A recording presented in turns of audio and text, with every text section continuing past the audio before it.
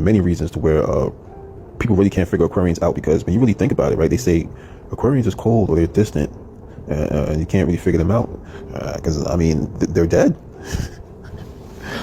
You know what I'm saying? That's just what it is. They're dead. The Canopa, the Canopic, some of the explanations that it's telling you, the river Styx, the river of the underworld. Like, I mean, it's telling you right there. I mean, it's been there in our faces all this time. His Akkadian name was Enki, or the Lord of the world, the earth, right? And his Assyrian name read phonetically Ea or Hea. He unites in his office the attributes of Pluto, Hades, or Poseidon, Neptune. In this character of the god of water and ocean, he was associated with a female deity, Bahu, the void, who may be identified with the Bahu of Genesis 1. He held dominion over a large number of spirits who dwelled in the obscure of the deep, and the character of the Greek Pluto or Hades, Genesis 1. So we see in the beginning God created the heavens and the earth.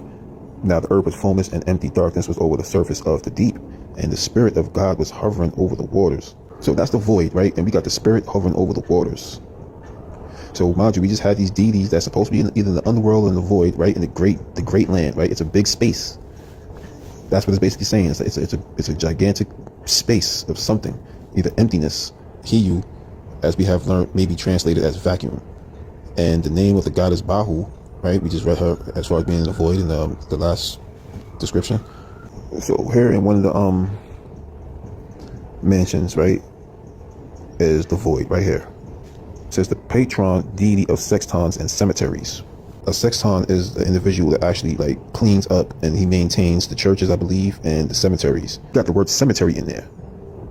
That's for the dead. The cemeteries is for the dead. That's where the dead lies at, and that's where they rest. That's their final resting place.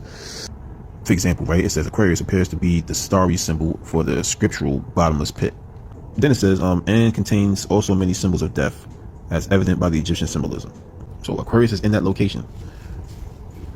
Right, he's in the location of the subterranean chamber. So mind you, we just talking about the void, the underworld, and so on and all that, right? In other texts over here, we got Aquarius and stuff like that, right? So you see the water and stuff like that coming out of him.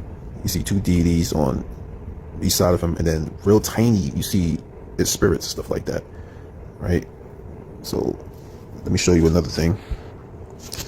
So I zoomed in and I cropped it out so you can see a little bit more. So on the left and the right of it, right, it's another deity spirit, right, that I got from another book. So I'm going to show you that real quick. Aquarius, right, the later ladder constellation belongs to the way of Amun. It's from a moon mansion of the Arabics, right? As you see number 25 to 26, right, you see Aquarius and stuff like that. But as you can see, it says the angels and the jinn.